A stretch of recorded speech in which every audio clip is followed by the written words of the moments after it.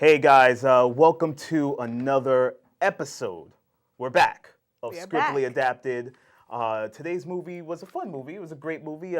We haven't done a Disney Pixar movie in a while, in a while. Yeah, in a really long time. Today's show is Finding Dory. Finding Dory, starring Ellen DeGeneres and a whole heap of other characters. Yes. So Kate. Yeah. Tell me a little bit of Finding Dory. What did you think about the story? What did you think? All right, well, we're going to dive right in. Yeah.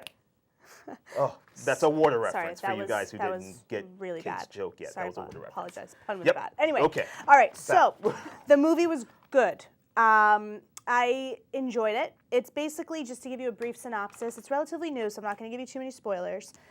Basically, Dory, as you guys remember from the first film, Finding Nemo, she's looking for her parents and looking for her family. She suffers from memory loss, so she can't really remember, what happened to her parents and why she's by herself. And it's really the journey, but I also think it's a journey of self-discovery too. Right.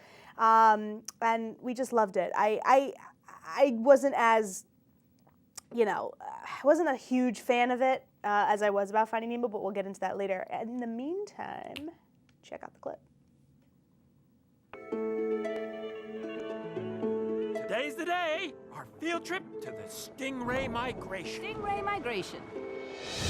Migration is about going home, which is where you're from. How do the stingrays all know where to go? Instinct, something deep inside you that feels so familiar that you have to listen to it. My mom, my dad, I have a family. We will never forget you, Dory. What if I forget you? I miss them. Do you know what that feels like? Yes. Then we better get going. Totally sick! Isn't it great? No! I'm gonna be totally sick! Can you help me? Sorry, not a great swimmer. I think you swim beautifully. Thank you. You're welcome. Wait, Dory? Yes, Dory? Yes. You and I were friends! No. It was so much fun because I'd tell you a story and then you'd completely forget about it and then I'd get to tell it to you over and over again. I'm looking for my family. Are you crazy? It's too dangerous. Hands! Hands? Mommy? Holy Neptune. That is definitely not Mommy! I'm sorry, I gotta blink. How do you hold your eyes open that long? What's happening? Hello? Hello? Hey, you. Hi, can you help me?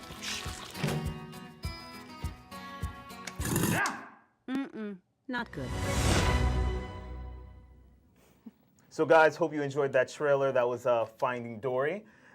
Going back a little bit into the story after seeing the trailer, you brought up something very interesting about self-awareness and self-discovery. Both movies really take, Finding Nemo and Finding Dory, take a real stance at discovering your weakness, not weakness, but your flaws. Your flaws. Yeah. Discovering your flaw and running away with it and being confident with it and not letting anybody or anything hold you back from your major goal. Yeah. Self-discovery and self-awareness of oneself, which is big in this movie. For an animated movie, you wouldn't think it goes this deep, but a lot of our animated movies are going this deep. And it's interesting because after the film ended, we talked a little bit about it in the theater, and we were just saying how it's such a great message for kids.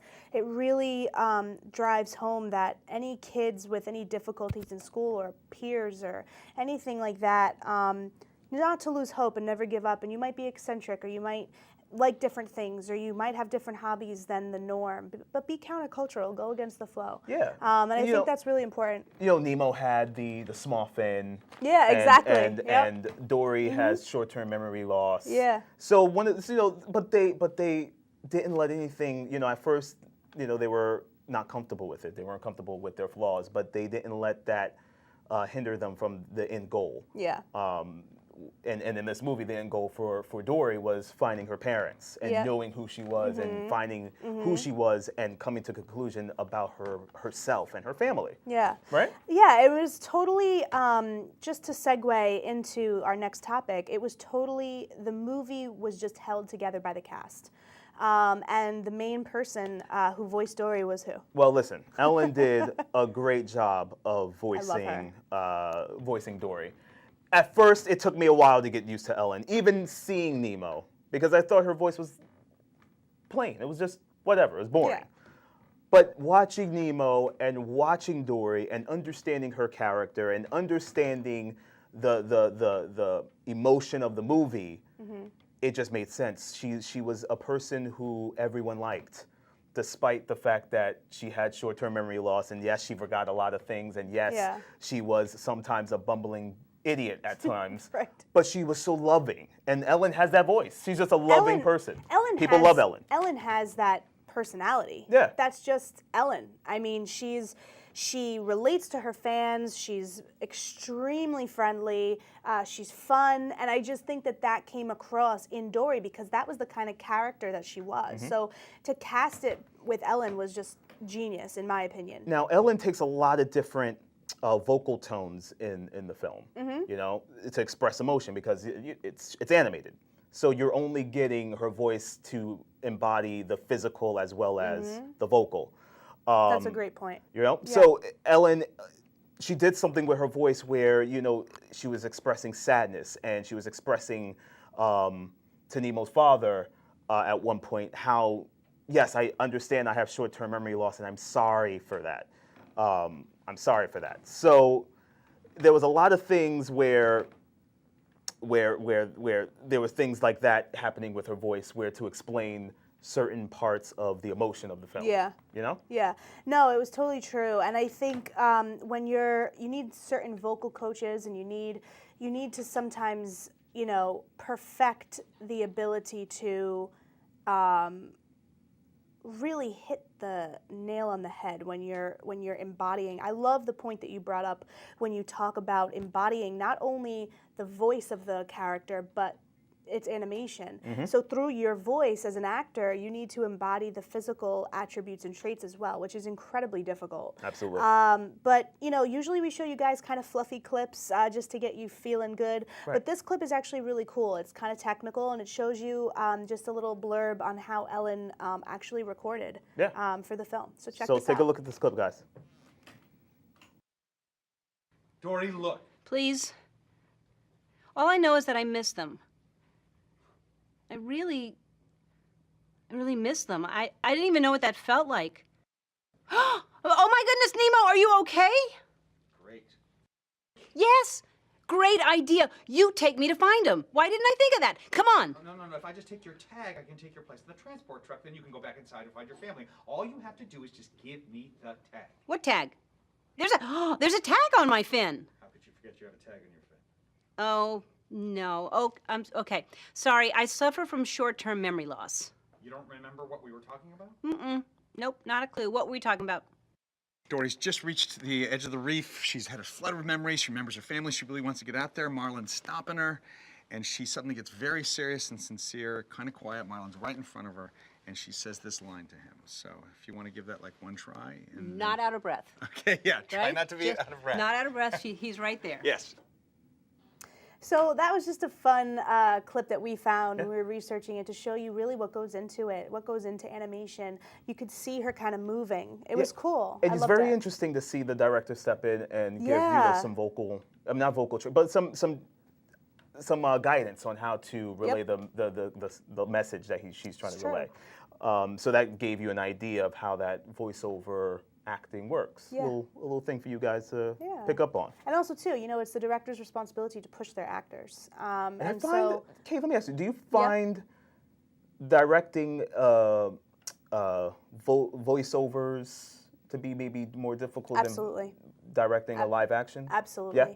Because you know, the majority of us as human beings, when we're interacting with people in communication, is nonverbal.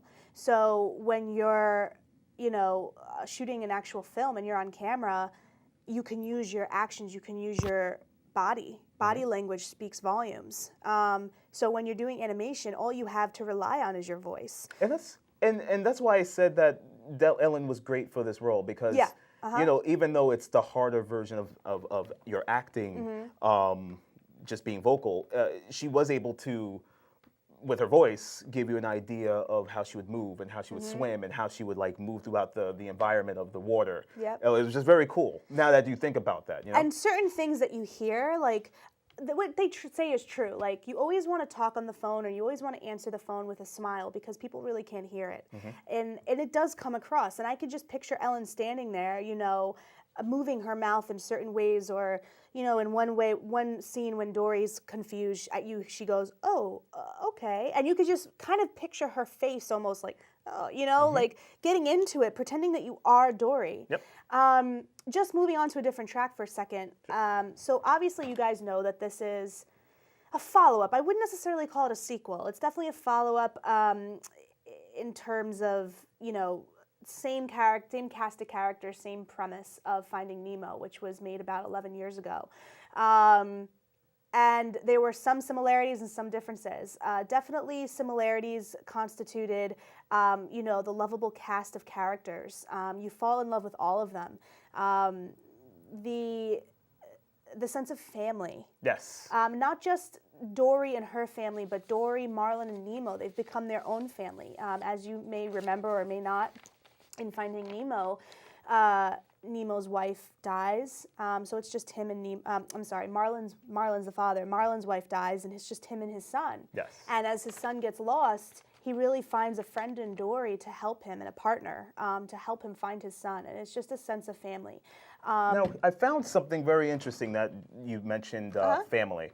One of the major chiefs over at Disney Pixar was explaining to a bunch of interviewers what Pixar and Disney's movies are all about. What do they go for? Is it straight action? Is it meaningful?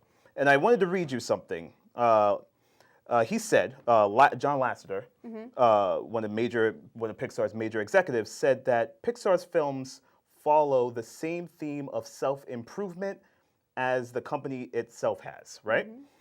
With the help of friends or family, like you said, family, a character ventures out into the real world and learns to appreciate his friends and family along the way. And along the way, in Finding Dory as well as Finding Nemo, they both encounter a whole heap of characters. In Finding Dory, they encounter one character who I loved, which was voiced by Ed O'Neill from Modern Family. He's the squid. And the squid's trying to break out. The octopus. Just and he's trying to escape and get out. And he needs the help of Dory to help him. But Dory keeps forgetting what his goals are. So he ends up helping Dory. And it was just great. And it's interesting to see how friends and family is a major theme, and they try to help each other in the way. Well, it's interesting that you say that, because one movie that really comes to mind, and it really revolutionized, I think, Pixar and put Pixar on the map, was Toy Story. And that was one of the major, when you read that, that's immediately what popped in my head. You know, you have Woody and the kids and the family's moving, and, you know, he ventures out and he makes all these friends, and it's about, yes, all he's known is his life as a toy. Not to get too much on Toy Story, because we're not talking about that, but all he's known is his life as a toy. Yes. And then he develops this self-awareness and develops this love for family and for friendship. So, getting onto a different topic, as we know, Disney Pixar is now one company, and it's this huge evolution. I have some notes, my Spark Notes here, on some information on the Disney Pixar merge. Not only did, of course, we all have, most of us have iPhones and we know what Apple is. So your boy Steve Jobs was also involved in Pixar. Of course he was. Pixar, I'm going to read you a little blurb here. Pixar began in 1979 as a graphics group, part of the Lucasfilm, George Lucas, computer division, before its spin out as a corporation in 1986, with funding by who? Steve Jobs, who became the majority stakeholder. Disney purchased Pixar in 2006 at a valuation of $7.4 billion with a B, capital B.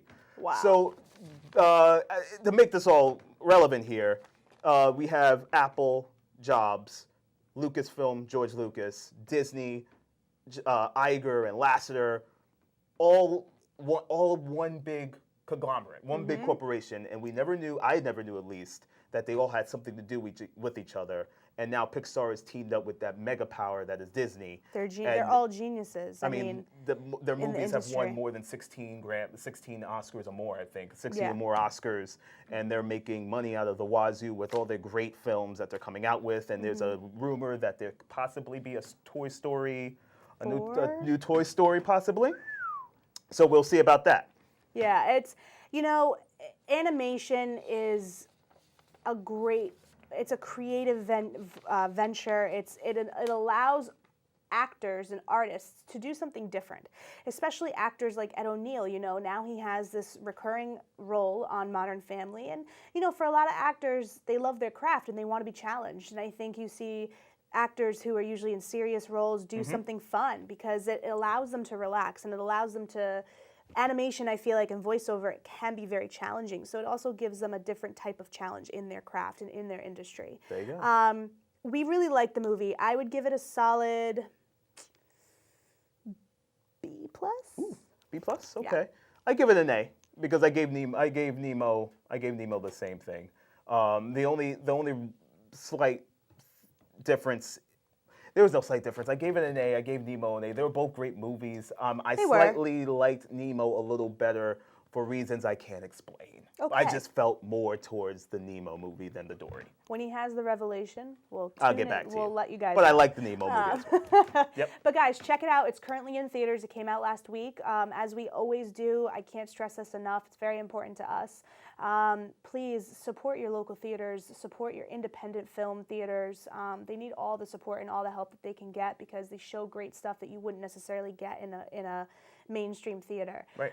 Especially Jacob Burns in Pleasantville. We go there all the time and we love it there. Thank you for tuning in to another edition of Scriptly Adapted Entertainment, and we'll be back next month with a new show. Thanks, guys. New show coming back to you next month. Stay tuned. Bye, guys. Later.